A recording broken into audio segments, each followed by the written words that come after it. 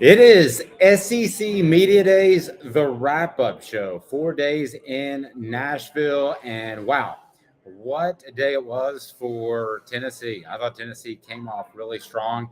Joe Milton, of course, asked about his arm strength on several occasions. Jacob Warren, one of the best, well spoken athletes that we saw take the podium this week. And then you had Omari Thomas, who I thought was very affable as well. So, for the most part, I thought Tennessee showed out incredibly well. Caleb Calhoun, what did you think?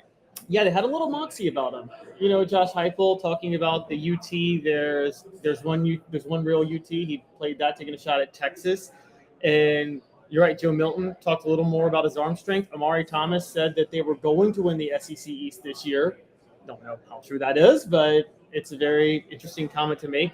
And Milton talked a little bit about playing in the swamp. So I wouldn't say there was any level of arrogance, but there was a good bit of moxie. I thought it was kind of similar actually to 2022 in that there was confidence there. At the time, I wondered if the confidence was misplaced. We certainly learned that wasn't the case, but a guy who certainly has confidence and should. And I don't think I asked him about his arm strength. I may be the only guy. Here's our discussion with Joe Milton III. If you want to hear more from the Vols, go to our YouTube channel. We had a little fun with Joe, Omari, and Jacob because we realized they've been asked the same old questions a million times. So here is Joe Milton, Tennessee senior quarterback, joined by Tennessee quarterback Joe Milton. And Joe, this is your year. Exciting stuff, man. You ready? Absolutely, man. I'm more than ready. So you've probably been asked about a million times about your arm strength. Yeah. So I'm not going to go there. And you've been asked a million times about replacing Hendon Hooker. I've heard all that. So let's go in a different direction. For sure. All right. Oppenheimer or Barbie? If you had to see the new movies that come out, Oppenheimer or Barbie, are you a movie guy? I am, but what's Oppenheimer? I never heard It's about that A-bomb or something. I don't know. But if you had to watch one of those movies, I choose that one over Barbie for sure. Unless I'm with my sisters or something. That one over Barbie for sure. Absolutely. Well, Jacob said he's going to see both, so give him a hard time about Barbie. Both. But yeah, he's going to see Barbie. I mean, I don't know what's the deal with Jacob's watching this. Good luck, Jacob. Good luck with that. All right. Beyond this weekend, Ed Sheeran was in Nashville last weekend. You can only see one concert here. You said Beyonce and who? Ed Sheeran. Oh, Beyonce. That's not even close, Yeah, is it? Beyonce. If Beyonce. you like it, then you should have put him in. Beyonce. Yeah. Your favorite singer of all time is? NBA young boy. Wait, so a singer? Fantasia. Fantasia. All right, I can roll with that. All right. Strongest little guy on the team. By little guy, I mean a skilled position, so you could qualify for that. The strongest little guy on the team. I'm not going to incorporate me because I'm bigger than the person that it is. But I'm going to say the strongest little guy, Wes Walker. Okay. Yeah, Wesley Walker. All right. I got Pound for pound, he was the strongest. All right. Pound for pound, he was the strongest. All right. Fastest big guy. And I'll go ahead and tell you that Cooper Mays told me personally that he was slow. You just have to think about Cooper.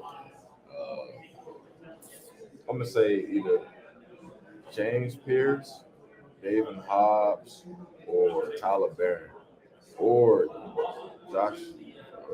Dang, I'm going to say Spider. Yeah, Spider fast too.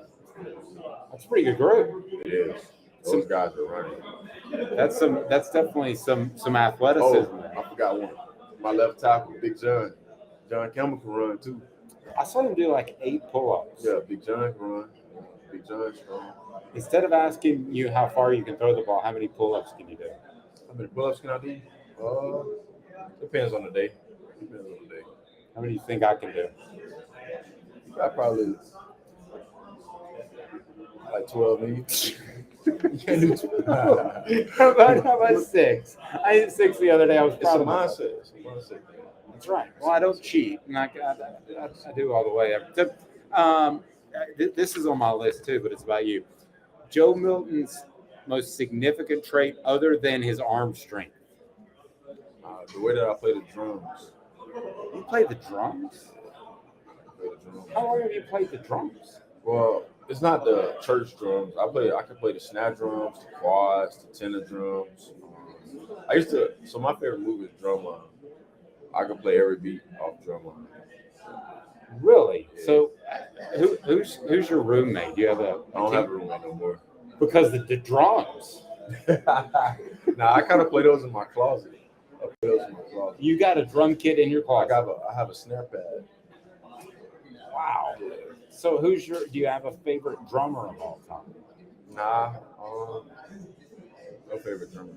Okay. So like John Bonham of Led Zeppelin, does that mean anything to you? I'm too old. Nah. Nick Cannon. What was that? Nick Cannon. Nick Cannon. Yeah, there you go. So as far as you and Hendon as a person, I find it interesting that you both are so comfortable in front of the camera, but he's kind of quiet. You seem like maybe you enjoy I'm quiet. It depends on what we're doing. But if a person made me feel like I'm at home and have fun, then I'm having fun. You feel like you're at home now? Yeah. I feel like having fun. If I had a drum set right now, I'd go crazy. Sweet. Okay, so if you were to watch any sports movie, or you remember any sports movie, what's your favorite sports movie of all time? Favorite sports movie? I go. Remember the Titans? No. Little Giants. Little Giants. Okay. I asked Jacob this, and I said, "When's the last time you've cried during a movie?" And he said, "Guardians of the Galaxy 3." Have you ever cried over a movie? Yes. I don't know, man. It's kind of weird. I don't even like talking about it, but I'll talk about it for you. But like, when people like, it can be any type of movie where somebody gets help and they just feel sad. Sometimes I shed a tear. I don't know if that's because of my heart. I got a kind heart, but I don't know. Give me an example of a kind heart. Where did you get the kind heart from? I guess Grandmother. Your grandmother. My grandmother. Yeah. What's your grandmother's name? Barbara. Barbara. Yeah. She just. It don't matter if you do anything wrong to her. She's still gonna care for you no matter what. She's gonna show you the same amount of love she did if she was mad at you. So, but she hardly ever get mad at anybody, just because she's so happy all the time. And I mean, she goes through a lot, so anything she needs, I'm here for. When's the last time you called Barbara for advice? For advice? I kind of don't. I never call for advice. I mean, every time she answers the phone, she talks about God immediately. So I don't really call for advice. Also, her mother, my great grandmother, it's kind of. I just lost my great grandmother this year, but they're fine. So my grandmother now has two people inside of her. It's two people in one. So therefore, I don't need advice. I just have God. That's pretty incredible. So when there's hard times, when you transfer, when you're not the starter any longer at Tennessee, how much is Barbara and the strength that she gave you a part of getting through those times? Praying wise, she gave me a lot of strength. But through all that, I got myself. I had to realize who I was because I mean, usually everybody want to be your friend at the top, right? But when I got hurt and I went through those things, nobody was there for Joe except for my coaches. But I went through that myself. And maybe your great grandmother passing away. What's the toughest time you've been through as a man, a person, or a football player? When I thought I was going to be done with football, when I thought I wasn't good enough for it, but that was just a reevaluation curve of myself, understanding what do I bring to the table, how do I answer those questions. Like I ask myself in the mirror, like, what did Joe bring to the table? And there's a lot of things Joe bring to the table, so why give up on my dream? When was that? 2021. How did you get over it? Smiling, and also just everything I did wrong, just go do it right. So I basically gave myself a second opportunity. Good for you, man. I'm a fan of this too. Joe Milton, right away. Joe Milton with Tennessee at SEC Media Days. This has been a presentation of Off the Hook Sports. Thank you. That was Joe Milton. Before we get to a discussion that Caleb Calhoun had with Omari Thomas, I remind you, go to crafttreats.com. Crafttreats.com. Use the promo code Off the Hook for 20% off. And if you use that promo code, you can take advantage of the chill pills with the CBD treats. The chill pills are absolutely fantastic. If your pet has any sort of arthritis issues, anxiety issues, or maybe even digestive issues, the CBD will help. That's crafttreats.com. Use the promo code Off the Hook. Here's Tennessee defensive lineman Omari Thomas with Caleb Calhoun. Joined by Tennessee football defensive lineman Omari Thomas. Omari, how's it been so far? It's been amazing. It's been amazing. It's been a fun time talking to a lot of people, meeting a lot of people. It's been fun. So before we talk a little ball, there's some very serious questions you have to answer first. Let me answer them. Barbie or Oppenheimer? Barbie. Okay. Ed Sheeran is performing in Nashville this week. Beyonce performed last week. Beyonce or Ed Sheeran? Beyonce. You're from Memphis. Key Glock or Moneybag Yo? Moneybag. Okay. All right. I actually agree with you. Yeah, Moneybag. Moneybag. I grew up in the 360 Gotti era, so Okay. a little bit different. Okay, but yeah. if you like old school, 360 Gotti, who are you taking? 3-6. We agree on everything Yeah, right here. 3-6. So talking a little bit, obviously, there's been a lot of talk about Chelsea's defense, but there wasn't a lot of criticism of the defensive line last year. You guys did a lot of good work in the middle. How crucial is it for you guys to really take the pressure off the secondary, given the fact that y'all are on the field a lot? Yeah, it's very important for us because we understand that we're one. So if people talk about the defensive backs, we consider that you talking about the defensive line as well, because we all have the same goal, which is win the SEC East. So we all know that we need to be able to do that, and we need each other to do that. I need to be able to know what the linebackers doing. Linebackers need to be able to know what the DBs are doing, just so everything runs smoothly, everything flows. And I feel like we just will be able to do that, and we'll be way better than what we were last year, and just show improvement, because that's all we do is try to improve. What are some ways you developed in the off season from last year? Ways I developed is just continuing to always improve my endurance. Always improving my endurance. You know, you can get a chance where you play so many snaps because our offense can go so fast, and we love it because that just gives us way more opportunities to be out there on the field and make more plays. But working on my endurance, working on individual pass rush, run block, just the small things, just not getting complacent with my game and just continuing to grow. How much does practicing against that offense every day prepare you guys for in-game situations? It's amazing because, like, you go against a fast offense like that at practice where there are no refs, really, it's way faster than it is in a game. So then you get a chance to go against guys and you're like, oh, I'm not that winded because they're using the whole play clock. So they're snapping the ball when you get to about 2-3 seconds, where we snap the ball when you get, to 30? Where the play call start, 40? 40. Yeah, we snapping the ball when it gets to 30. So if 30. So it's amazing just to be able to go against those guys every week and understand and know how we're growing as players. So obviously right before you emerged last year, Matthew Butler was drafted into the NFL. Do you think an underrated part of Josh Heupel's offense or Josh Heupel's system is that it really allows for players in the trenches to thrive, even though it moves so fast? Yeah, I think just we're a team that we want to attack. We don't want to be attacked. So that's something that we just look at all the time, is just continuing to grow and continuing to just do what we do. And I enjoy it so much that the defensive style that we play, and we're able to continue to work, and we're able to continue to make plays.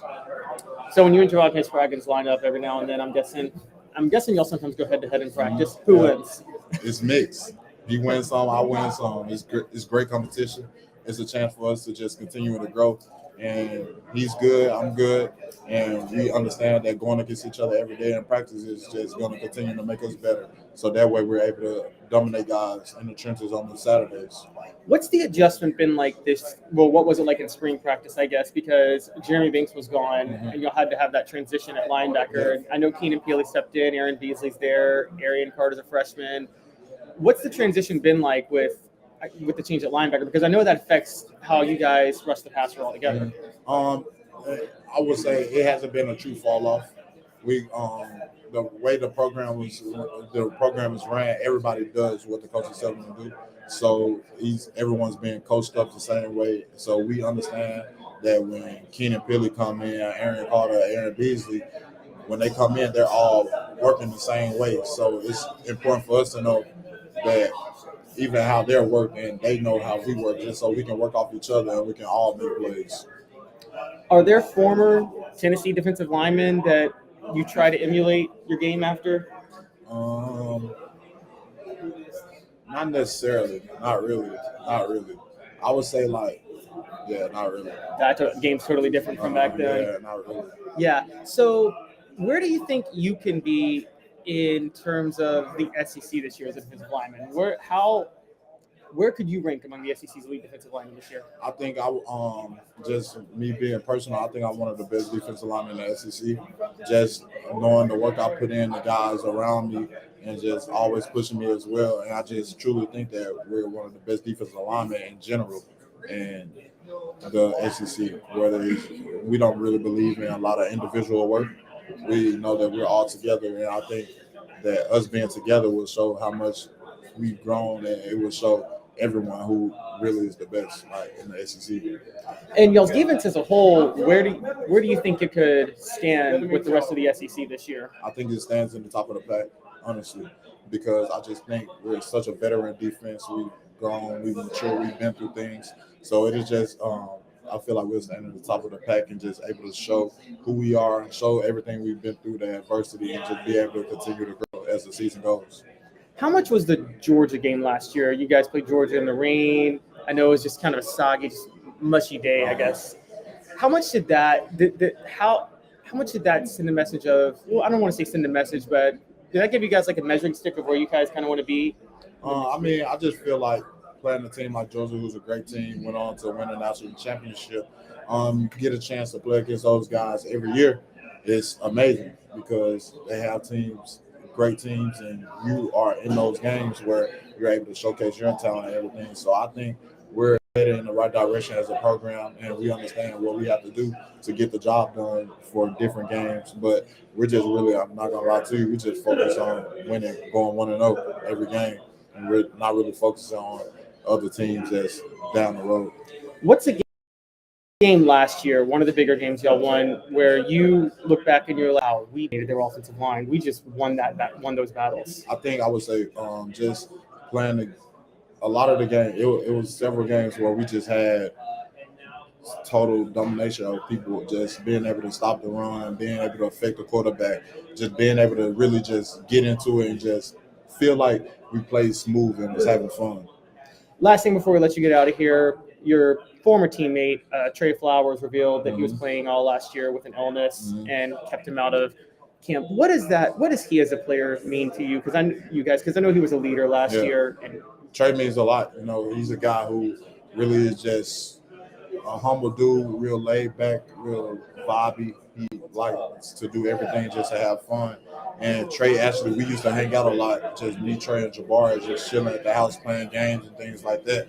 So it was good just to be able to know that he got cleared and everything, and he's able to be in that situation. But I pray for Trey all the time, just happy for him, just happy. I pray for all my teammates, all the teams I ever played on, the people I've ever played with, just pray for everybody, man, just because things like that is something that you can't really control. That's out of his control, and I know it probably crushed him a little bit, but it's just good I'm glad he's better now. He's clear, so I just hope someone is able to take a great opportunity on Trey and he's able to showcase who he can be.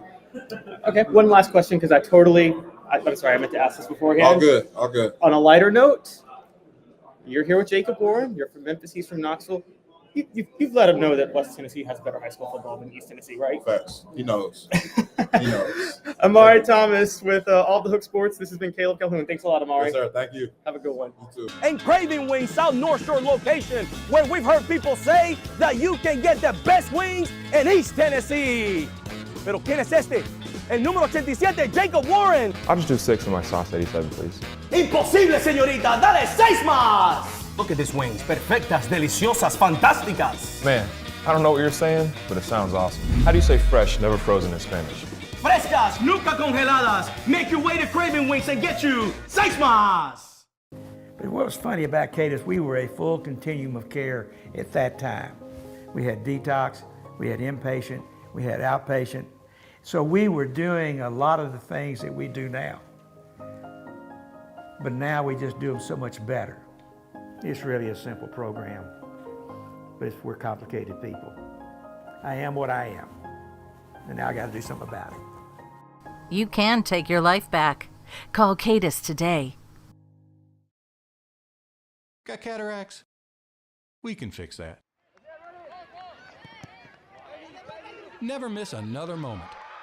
With a little help from Doctors Campbell, Cunningham, Taylor, and Hahn at cctis.com. Do you want to own the more that owns every job? Then get to Vassey Lawn and Garden in Cleveland and get you a Toro. I'm David Vassey, here to talk to you about Toro. With a Toro Zero Turn, you'll get more out of every minute and you'll reach the finish line faster. At Vassey's, we like to say, no matter if you're mowing 3 acres a week or 11 lawns a day, homeowners and business owners alike find confidence in equipment they can trust from top to bottom. Vassey Lawn and Garden, Highway 60 North in Cleveland. Man alive, it's worth the drive. Our family has been creating jewelry since 1986, each piece unique with a story all its own. I'm Rick Terry with Rick Terry Jewelry Designs. I'm a jeweler, and I want to be your jeweler. We're grateful that you chose us to be Knoxville's best jeweler. My family and staff look forward to serving you. So please come see us. Kingston Pike and Campbell Station Road in the heart of Farragut and downtown on Gay Street, right next to the Tennessee Theater. All right, welcome back with Caleb Calhoun. I'm Dave Hooker. SEC Media Days. How about Jacob Warren? His favorite movie and the last movie to make him cry. Spoiler alert, Tennessee's tight end tells us that's brought to you by Zen Sports, the new sports book in Tennessee, revolutionizing the way you earn sports betting rewards. That means no more deposit bonuses that turn into deposit nightmares on Zen Sports. What you see is what you get with our cash rewards program. You get a lot of cash for a welcome bonus. Earn an unlimited 5% cash back on your betting volume for your first 15 days when you sign up with the promo code HOOKED. That's HOOKED, HOOKED. That's right, unlimited 5% cash back. Keep betting and keep earning with up to 3% cash back on your betting volume every month after that, and refer friends to earn a percentage of their betting volume as cash rewards too. Zen Sports is bringing the cash back to Tennessee. So if you bet big on sports, you want to be betting on Zen Sports. Zen Sports betting just got better. Here is Jacob Warren, Tennessee tight end. We visited with him at SEC Media Days. And you know this guy is on the Ball Report, brought to you by Lawn and Garden. What in the world? We're in the same place, and it's Nashville. It's weird, huh? It's not even our own homes. First of all, you look dapper, nice and clean, tight, looking good. Thank you. I appreciate it. That was what we're going for. What do you think of this craziness, Jacob? Oh my gosh, it's been a lot of the same questions, a lot of good questions, but I'm having a good time. And this is obviously we talked about it, but just being able to represent myself, represent my family, represent the university in front of all these people is really cool. All right, I'm going to break it up. I'm just going to go out in left field. So I got 5 goofy questions. All right, I'm not going to let you look at them. All right, so, okay. Oppenheimer or Barbie? Oh man, probably both. Honestly, we'll do the Boppenheimer. We're calling it Boppenheimer. Me and my friends, we're going to see the Boppenheimer. So we'll probably go watch, do a little doubleheader. I don't know when, but they'll both be watched. But if you only could see one, Oppenheimer. I think I like history movies like that. I think they're cool. I like that. Ed Sheeran played here last week. Beyonce this week. You can only see one. Beyonce. That's not even close. Beyonce. Yeah. That's. Beyonce. I mean, what if Jay-Z makes an appearance? She's a legend. So is he. But Ed's a legend too. But Beyonce is more my speed, probably. Okay. On your football team, the strongest little guy. Strongest little guy. And you're not a little guy. So I'm thinking skilled position players. Yeah. Smaller than you. Jalen Wright. Jalen Wright, strong. Oh my gosh, so strong. Extremely strong. Lower body, upper body, both. Everything. That guy's a tank. Okay. The fastest big guy. So that has to be a lineman. Again, tight ends don't count. You're the hybrid, so you don't fit any of these. Sure. Man, I wouldn't even know. It's probably a D lineman. It's like Morgan Joseph. Is that not Morgan Joseph? Joshua Joseph. Josh Joseph. Is he like kind of a big guy? I consider him a big guy. That guy's fast. Tyler Barron's fast. I'm trying to think of offensive lineman. Is that sad that I can't think of offensive lineman? No, because I know Cooper's probably very slow. Cooper would tell you he's slow too. No, we got some fast guys. Like Sprags is fast. He runs really hard. I don't know. They're all honestly. We have some athletic bigs, but probably a defensive lineman for sure. Going back to movies, your favorite sports movie? Happy Gilmore. Ooh, Oh yeah, strong. Sleeper. Oh yeah. Yeah.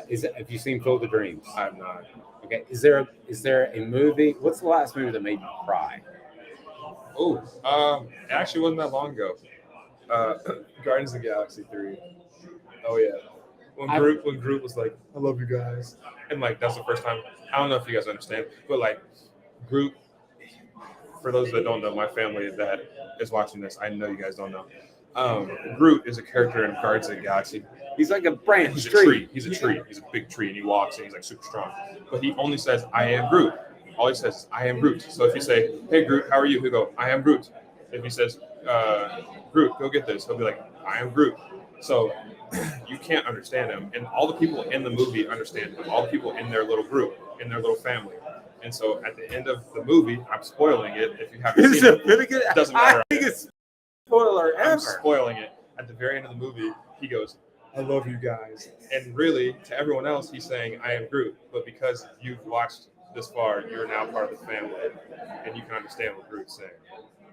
That's pretty awesome. Oh, yeah. Guardians of the Galaxy 4, he's talking the whole time, I guarantee you. Hopefully there's another one. So that's a great one. Oh, yeah. I'm going to go see the movie, and yeah, you ruined a little bit of it. Sorry. But as far as the most emotional player on your team, Like, who cries the most? yeah, who's just like out there a little bit?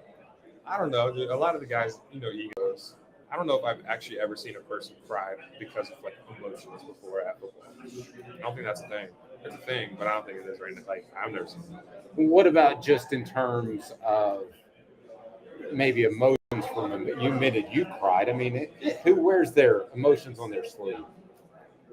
One of my boys, Parker Ball, and not even in a bad way, like in the best way possible, wears his emotions on his sleeve. If he's upset, he'll tell you he's upset. If he's sad about something, he'll tell you he's sad about it. So he's super, I'll say more genuine more than anything. Good stuff. Okay, so at Media Days, is there any question that you felt like, because you and I talked about this before, is there any question that you felt like maybe somebody was trying to dig a little too deep? Not too deep. Everyone's really respectful, at least has been so far. You get questions about other teams for sure. Like, you get questions about, like, a guy asked me earlier how we beat Missouri so bad the past 2 years. And I was like, I don't know, dude. We're just better than them on that day. You know what I mean? Like, there's no secret sauce. Like, it's not just a reason we beat them, but nothing crazy. There's definitely some people trying to, like, get some engineered responses, but nothing bad. Well, last thing, and it was on my list and I forgot it. Joe Milton's strongest trait other than his arm. Did you read on my note? No, I didn't. Joe Milton's strongest trait other than his arm. His personability. He's like the most, like, I feel like the most connected on the team. He's got handshakes with everybody, like, says hey to everybody. He's a great leader and, like, really has shown up for everybody as far as, like, being that guy that you can look to and be like, okay, that guy's going to take over. He's going to lead. I think so. His leadership and his just personality in general. Last thing, kind of footballish. Just how excited are you to get rolling? I can't wait, dude. I love the cameras. I love the lights. I love talking to people. I love doing the interviews, but there's nothing like being out there and just doing what we all talk about all year. So. He's the best. Lucky and blessed to work with this guy. Jacob Warren, you can check him out on the Vol Report, brought to you by Vassy Lawn and Garden. He is Jacob Warren. This has been a production of Off the Hook Sports.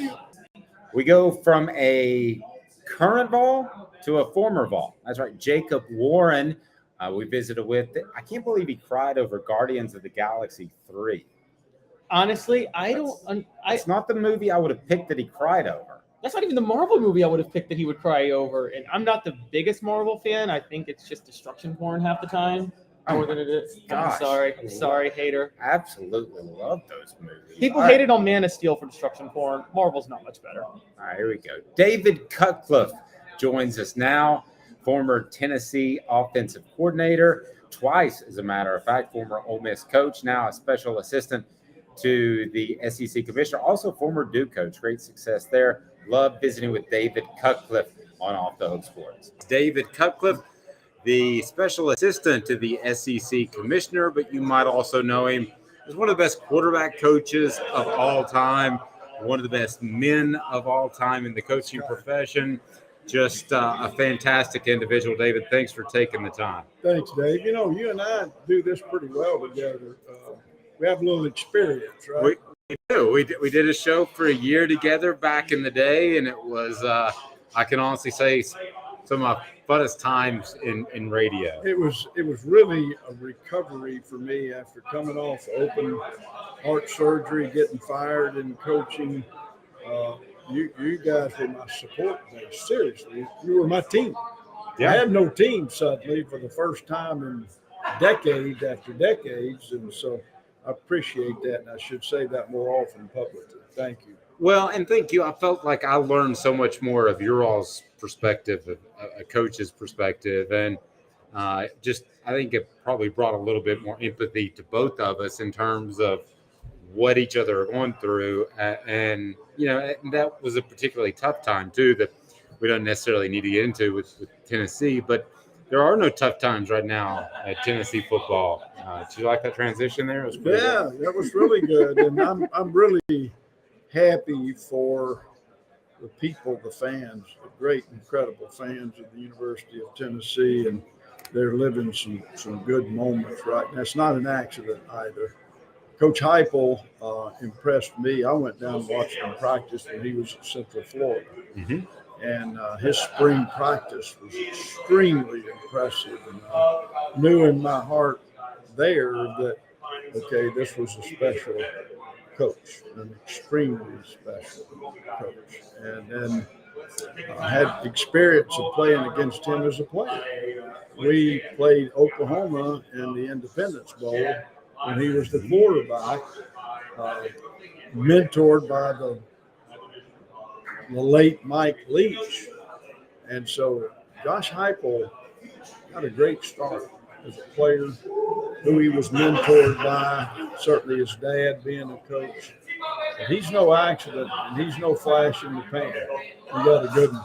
I think they certainly do. I'm curious, some of the rule changes, in particular the benefit RPO and that sort of thing. If you're a 28-year-old David Cutcliffe coming into coaching, or 24-year-old, 22, whatever, would you have the same philosophy that you had throughout your career, or would it be altered by the fact that the game is a bit different? Well, you have to be altered. Okay. I mean, I have a son coaching actively right now, and so we talk offensive football. We talk a lot, and we were using RPOs, of course, at Duke, but you have to take advantage of everything that you learn. And then all that said, if you will watch the Josh Heupels of the world, you can still take care of the football. Mm-hmm. There are certain things that won't change. There are certain things that have to change. The field's getting smaller. And the reason it's getting smaller is the defenses are so much bigger and faster than when I came on the scene. So you have to utilize the width of the field, which they do exceptionally well in Tennessee offense, but you also have to use the vertical parts of the field, which they do exceptionally well. They know the kind of player they want to put together, but when your passing game is both vertical and horizontal, you know what else you can do pretty good? Run the football. That's right. And you always placed a big emphasis on that. I think that gets lost because you were such a great quarterback coach. And it kind of gets lost with Josh Heupel's offense, too, because they are so – but both of you guys were predicated on running the football. No question. And one of the reasons we were successful was using the width in what we call the quick game. Mm-hmm. We were so good at using – we made people defend the flats of the field. Okay? Because they were getting bigger and faster then. What I didn't do as good a job of as I should have.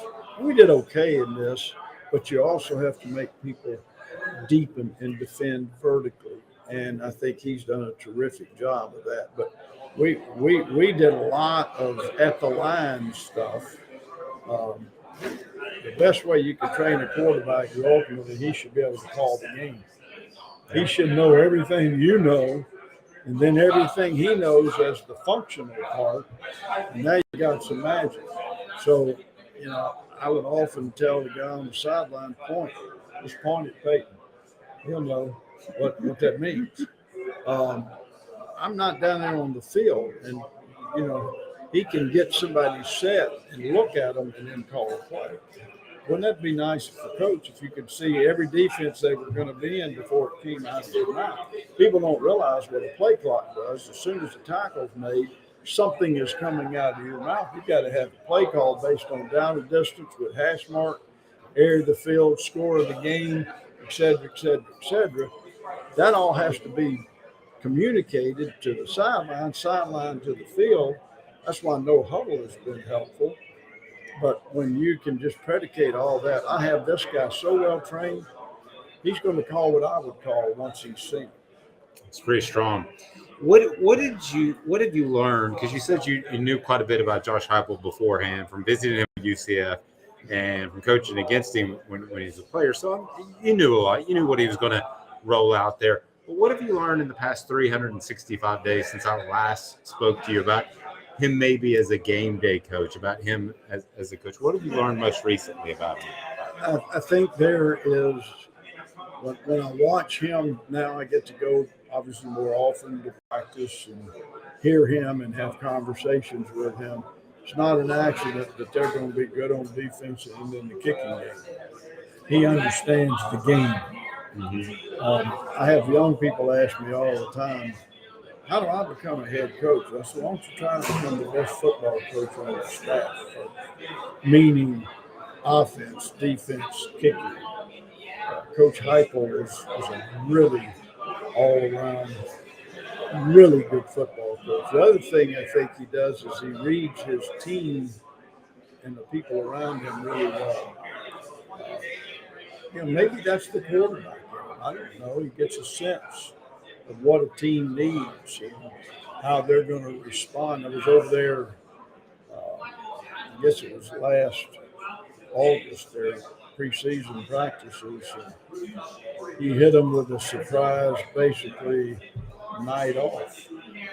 I've never heard an eruption like I heard from that team, but he knew that team and coaches had hit maybe a zero return or a negative return on time. That can happen. That's a sixth sense that the great ones have to have. So, there's more to it than just saying line up and have a scheme and call a play. You got to build a program, and I certainly believe he's doing that at Tennessee. How much does that coincide with that? When you were there in the 90s at Tennessee, there was a closeness, there was a bond. There might even be a book coming out about that. But there seems to be, and I think it's legitimate, both on and off the record, people I talk to, there's a closeness and a bond. How important is that, especially in this day and age of transfer portal, NIL, that sort of thing? That's the program, Bill. And it starts with genuine relationships. I've told this to so many young coaches getting into the business. You better understand there's no bigger fool on earth than one that thinks they can fool a young person. You better care and you better be genuine.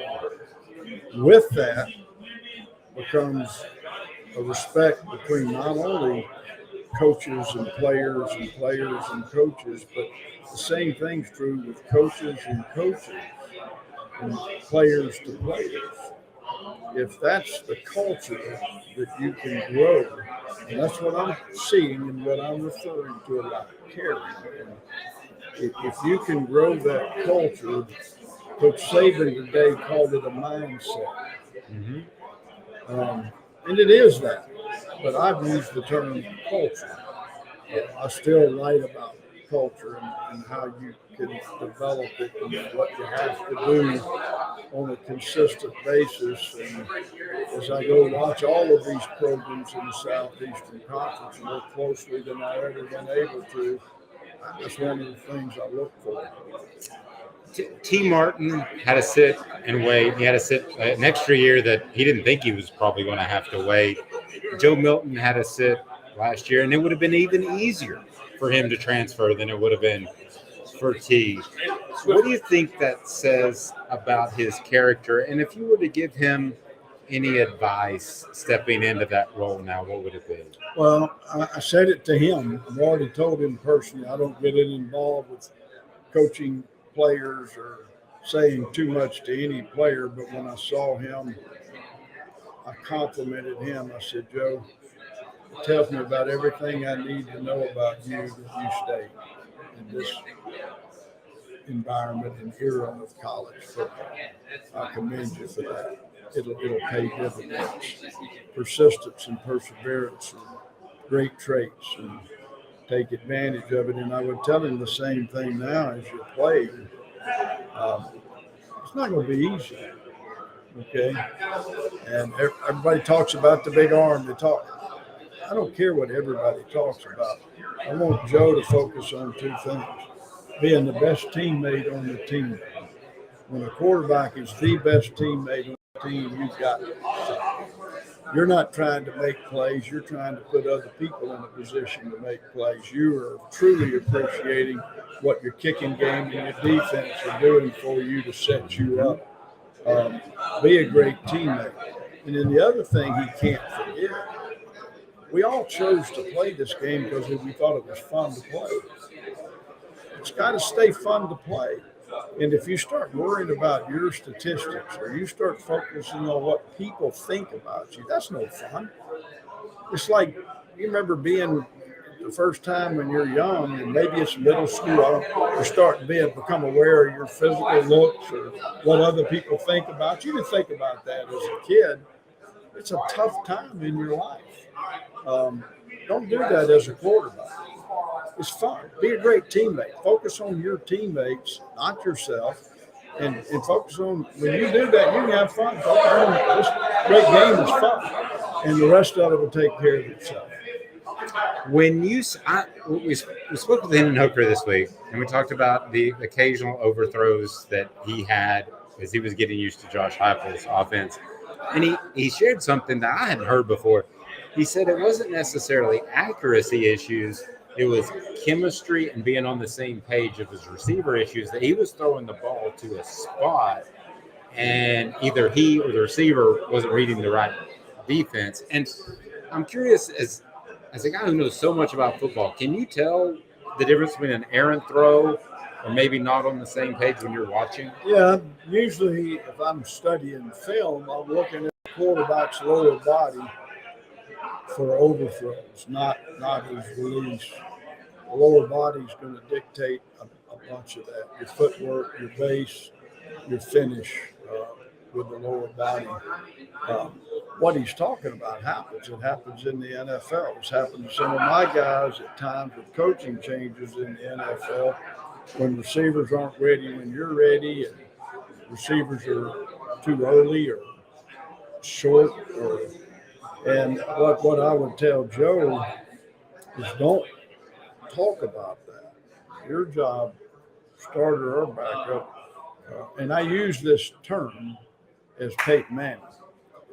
When I see it on the practice field where they're not on the same page, all I've ever had to yell since Peyton is Peyton Manning. That means that quarterback better sprint down there, that receiver. I'm not worried about games and what I'm seeing at games. I'm worried about what I'm seeing at practice. Practice makes permanent. A lot of people used to say, perfect practice makes perfect. Practice doesn't make perfect. Well, neither one of them do. Practice makes permanent. So don't be surprised in the game mode, Joe, if that's happening, that you haven't done well enough in the communication aspect of it as a player. You follow what I'm saying? Sure. Attack that problem on the practice field. So let me leave you with this, and I'll let you go. I appreciate your time. From what you've seen in practice and in games, do you think Joe Milton is an accurate passer? Yeah, he gets the ball where he wants it to go. I think anybody with that kind of arm dynamic has to work on throwing the ball with their fingers. He's so strong. You throw a football no different than you hit a baseball with your fingers. It's not your arm. It's not your hand. You throw a football with your fingers. And so that's the whole thing you focus on is what do you shoot a basketball with? Your fingers. I could talk to you 5 days about this, but Chuck Dunlap's going to kill me. I appreciate We'll it. visit again. We'll do Thank it. you. I appreciate it. it. David Cutcliffe right there. Sun, sand, and salt water, the beach is a very relaxing place. Unless you wear contacts. Ow! Open your eyes to the best the beach has to offer with LASIK vision correction from Campbell Cunningham Laser Center. Ah. Hi, Mike Davis here with City Heating and Air, reminding you to always dare to compare. Our team provides quality local heating and air service, installation, and maintenance across East Tennessee. We use only the best equipment like American Standard heating and air conditioning for your residential, new construction, or commercial needs. Honesty, dependability, and customer satisfaction have been the cornerstones of our business since 1961. City Heat and Air. Dare to compare.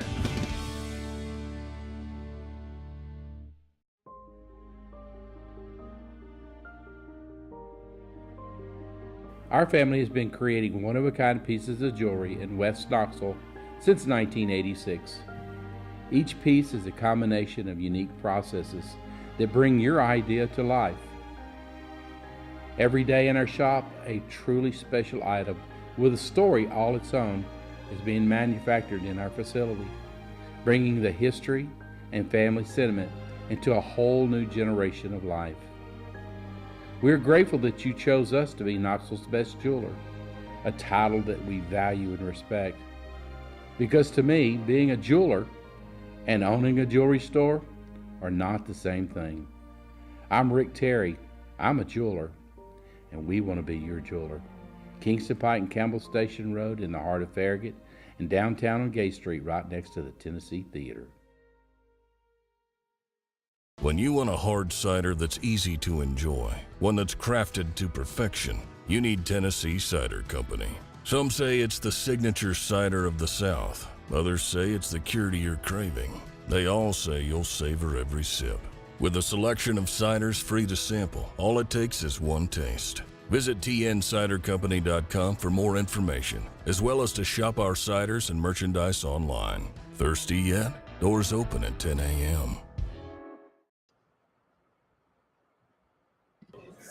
Welcome back. Coming up, how about Cole Cubelic with WJOX and the SEC Network, who is unbelievable at breaking down offensive line play and more. One of the best analysts, in my opinion, in the biz. Cole Cubelic to join us very shortly. Also, Andy Staples now with On 3. We'll get his thoughts on the SEC as we broadcast from SEC Media Days in Nashville, Tennessee. Here is Cole Cubelic of WJOX and the SEC Network. Cole Cubelic of Cube Show. Cole, thanks for doing this. Absolutely. Thanks for having me. So, Cole, we talk a lot about Tennessee football on our show, and you seem to know a lot about offensive linemen flipping positions. Yeah. Darnell Wright did it last year. We're hearing reports that Gerald Mincy is going to do it this year. What's significant about that? Well, it depends on where you're going. If you're going from guard to tackle, obviously your footwork, your sets are going to change. Your steps in the run game are going to be a little bit different. Center, obviously, to guard or tackle, you're not having to snap. Things are going to be different there.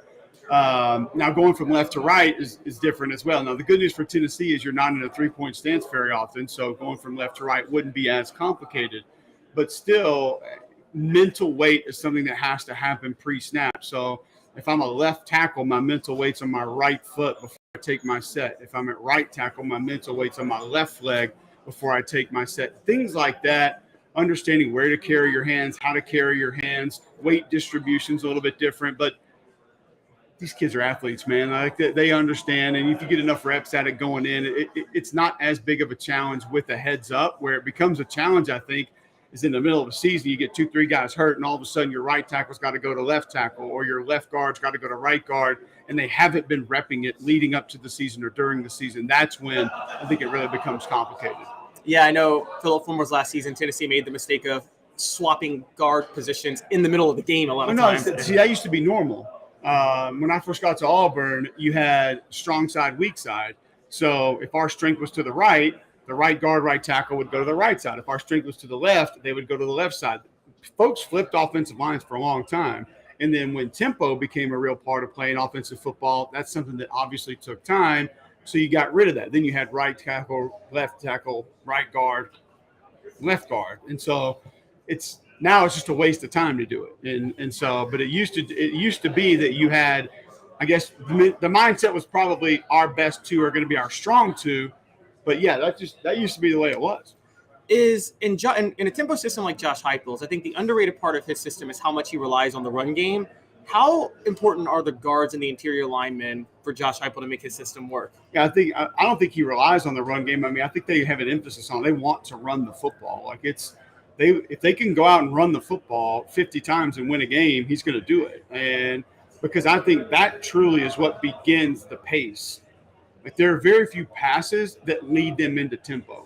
Usually it's a run that leads them into being able to go fast. So the guards are huge. Like that's why I like watching Devontae Spraggins. He's a guy that finishes extremely well. Like he's got that extra desire up until or past the whistle. Like he plays the game the way it's supposed to be played.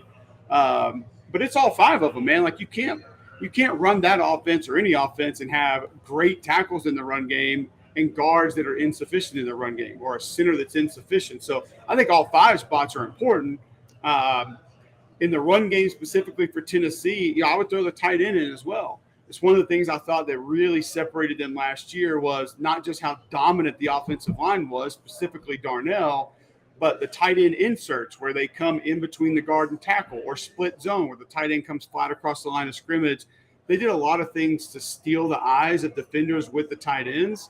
So it's not even just the offensive line that helps with how successful they've been running the football. What about when it comes to this system? How much does it take advantage of the leeway in downfield blocking that's now allowed in college football? First and foremost, I think the biggest differentiator in this offense is spacing. It's not tempo. It's not shot plays. It's spacing. It's alignment. And what it does is when you have receivers that are literally a foot away from each sideline, it forces a defense to say, do we want our extra help to be over this group of receivers? You have two stacked receivers. Do I want a third defender out there because we don't think we can tackle them? Or do I want an extra defender in the box to play against the run? That's a conflict. And when you put a conflict like that, it immediately gives you an advantage. Because wherever – and you want to try to play us in the middle? Okay, cool. We're going to attack you as an unknown defender. So that, to me, is the biggest part of what makes this offense so difficult. Now – the downfield blocking aspect of it, I don't think that not being able to do that hinders or takes away from what this offense is. Are there some times maybe on a screen that it could be a little bit more beneficial? Yeah, but I mean, it's just not going to the ground is all it is. So, I mean, you can still block downfield. You can still find work downfield as a receiver, a tight end, a back, an offensive lineman, whatever. But I do think it may take away a couple of explosives a year because let's be honest, receivers aren't good blockers. So the fact that they can't go low anymore downfield or a back out of the backfield can't go low, and sometimes a lineman, because sometimes as a lineman, when you're out in space, you know good and well you're probably not going to actually square up a corner or a safety. Like they're just quicker and faster than you. So if you can at least go low on them and get in the way and force them to retrack, that can still open up enough room to create an explosive play. And not being able to do that anymore, it might take an explosive or two away every 5 or 6 games, but I don't think it really ever slows the offense down. So on a broader scale with the SEC, the two biggest questions I've heard this year so far are who wins the West, Alabama or LSU, and can Tennessee challenge Georgia at all in the East? So I want to ask you that latter one. Can Tennessee challenge Georgia at all, or is Georgia, do you think, is just too far ahead of them still? I think it depends on your definition of challenge. Can they be close to the standings at the end of the season? Yes, absolutely. But I think there are just more losable games on the schedule for Tennessee than there are Georgia. Therefore, even if Tennessee found a way to upset Georgia, I might still give Georgia the advantage based on the differential between them and the teams on their schedule, as opposed to the differential between Tennessee and the teams on their schedule. So, Tennessee still has to play Georgia and Alabama. Georgia doesn't have to play Georgia and Alabama. They play Alabama. So or they play Tennessee. So I think the schedule differential, even if Tennessee gets that upset, it may actually still lean Georgia just because there are more difficult games on Tennessee's schedule. And on the other side, LSU and Alabama, is LSU, would you say at this point they are on Alabama's level? Or do you think LSU's the favorite in the West, in my opinion. They have a returning starting quarterback that we have confidence in. They're going to have one of the best offensive lines in the SEC. That's a part that people don't want to talk about for whatever reason, but you essentially have 6 starters back on that offensive line. Tight end returns. After Ohio State, I would put LSU's receiving core on par with anybody. Now, the league is really good at receiver depth-wise. Tennessee's group's going to be really good. Kentucky has the best receiver room they've ever had. Georgia's receiving group, especially when you include tight ends, is incredible. So I think there are some really deep receiving rooms in the league. Like Alabama's depth at receiver is great. They just don't have the A++ guy that's already done it. But I think when you talk about a receiver room and just a group of like aliens or robots, like LSU's got that. And they might have the best defensive player in the league. They have maybe the best tandem of defensive tackles in the SEC. So there are a lot of reasons that, I think LSU, I would have them slightly ahead of Alabama. And it's not that Alabama can't do it, may not do it. There are many ways that they can. They got that game in Tuscaloosa this year.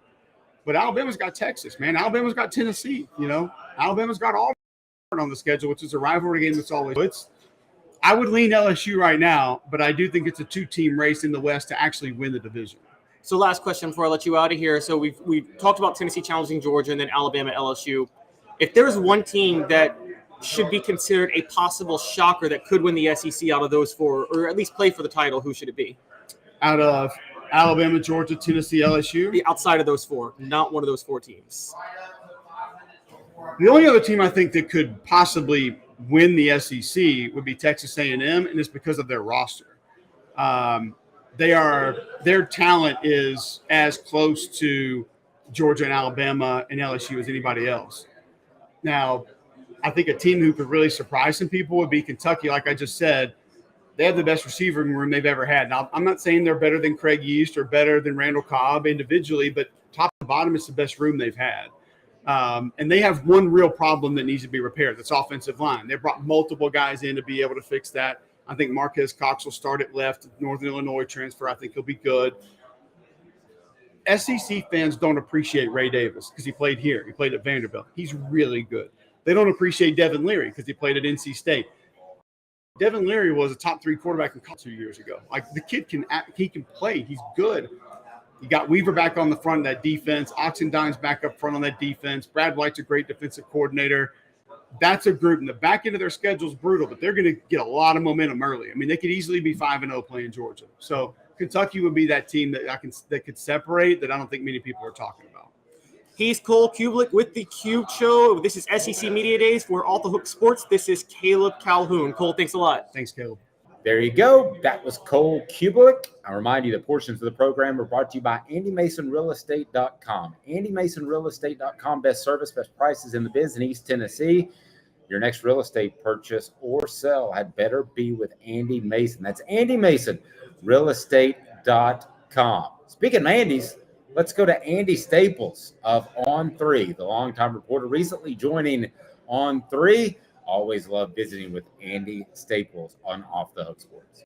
Welcome back. We broadcast live from SEC Media Days in Nashville, Tennessee. And this guy I've known for quite some time. He's now with On3, and he's about to crush it with podcast galore. Andy Staples, how are you, sir? I'm doing good. Doing good. We got a couple shows out. We going to keep making more shows, and it just keeps going day after day. And it's interesting because I've been a writer for so long, and that's been the primary thing. When people ask me what I do now, I'm like, it's a great question.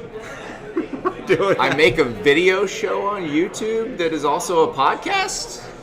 Yeah, it doesn't make sense to the olds, but the kids know what I'm talking about. And the kids are important because they're the next wave. Well, tell us about what the plan is for the show at On3 and what you hope to bring to the table. Well, it's going to be the best, second best college football show in America.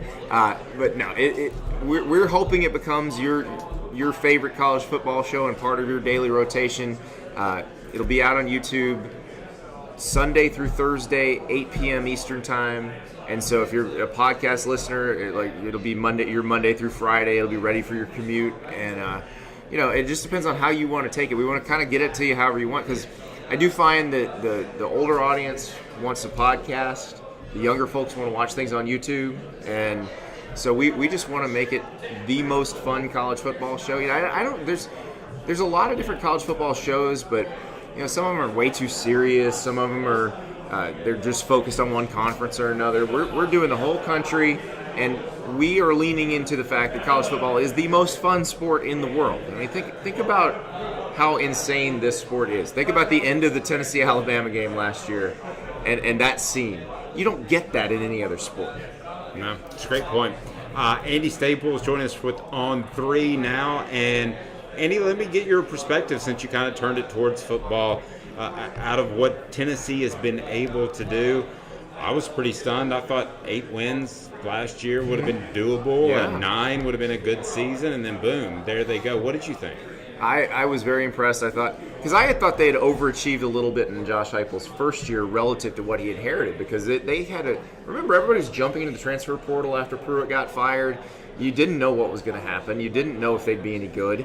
So they come out and they're not only adequate that first year, but you saw a lot of potential there. But then you think about, okay, now Florida's got a new coach. Kentucky's at that point, Kentucky's rolling, and they're bringing back Will Levis, who's a first-round draft pick type player. And you thought, okay, so do they regress to the mean a little bit here? No, they just kept going, and they got better and better. And I think you kind of realized it by the time you got to the Alabama game that this is a little bit different. And this may be something they can sustain. Certainly, they were cool on the recruiting trail. They became one of those programs that they did NIL very well early, and so they had a lot of players looking at them and a chance to upgrade the roster. And then they also, say what you will about Jeremy Pruitt's coaching, which was not particularly great, he did identify some talent and bring in some really good, especially big guys. And I think they've taken advantage of that. That's one thing I thought, talking to the Tennessee coaches last year, they were so ecstatic when they got there from UCF to see what they inherited on the offensive line, because they felt like they were so much more athletic than anything they'd ever had before on the line. It allowed them to expand what they do in the run game, change the offense a little bit. And what you saw was a very tough offense to stop. I mean, the only school that really shut that offense down was Georgia. And South Carolina game was its own weird animal, but I just think they're in position to be good year after year, which is something you kind of wondered would ever happen again at Tennessee. You and I met during the Philip Fulmer era. Mm-hmm. They were ridiculously consistent back then, and then that just stopped happening. I think Josh Heupel might be the kind of guy who can create that consistency. I will say he's probably the perfect guy for that job, because he cares deeply about the players. You can tell players like him. He doesn't give a crap what anybody else says about him, which has been a problem at Tennessee over the years. And it's one of those places where I tell people Tennessee's the highest pressure job in sports other than maybe New York Yankees manager. I think it's a higher pressure job than Alabama. I think it's a higher pressure job than Notre Dame, Ohio State, because it is the most passionate fan base that is obscenely interested in every little thing that happens in the program. Everybody's got something to say about everything that happens. Obviously, like you, Hook, there's a lot of folks who cover the program. Everybody has an opinion. Like, if you are a coach who gets rabbit ears, you have no chance there. None. No, that's a great point. And also, unlike, say, the Yankees who can go out in free agency, Georgia as in-state talent, Tennessee always has the challenge of overcoming a slight lack of in-state talent. Yeah, well, and it's interesting as we sit in Nashville. I do wonder, and this is not a now question, but in 20 years, are we talking about Tennessee's in-state talent being significantly better? Sort of like Atlanta now versus Atlanta in the 1990s. Atlanta was a good football town in the 1990s. It is one of the best talent producers in the country now because their population exploded. Nashville's population is exploding too, all of Middle Tennessee. And really, East Tennessee's doing that too. People are moving into Knoxville. People are moving to Chattanooga. So it's possible that part of it gets better. But for now, yes, you do have to cross state lines quite a bit. You need to be able, and I thought Philip Fulmer's coaching staffs did really good jobs with this. They would go to Georgia, they would go to North Carolina, they would go to Virginia. They didn't mind going out to California if they needed to get somebody. And I think Tennessee probably has to recruit. You start regionally, but also go national. And I mean, you look at look at Nico coming in from Long Beach Poly. You know, that if you find the guy you want and that's the right guy, doesn't really matter where he's from. What are some of the, I'm just going to go in an open-ended question here. What are some of the 2 or 3 storylines, maybe outside of Tennessee, that you're most excited to see how they unfold this year? Well, we're here on a day when Alabama's here. And I think a Nick Saban with a problem to solve is the most dangerous Nick Saban. He's got a Georgia problem to solve. He's got an LSU problem to solve. The NIL stuff, he talks about it. And it's funny, everybody... It is complaining, but it's complaining with a purpose, because he doesn't go home and be like, oh man, I wish NIL were different. He doesn't care. All he wants to know are what the set rules are so that he can create the most advantageous situation.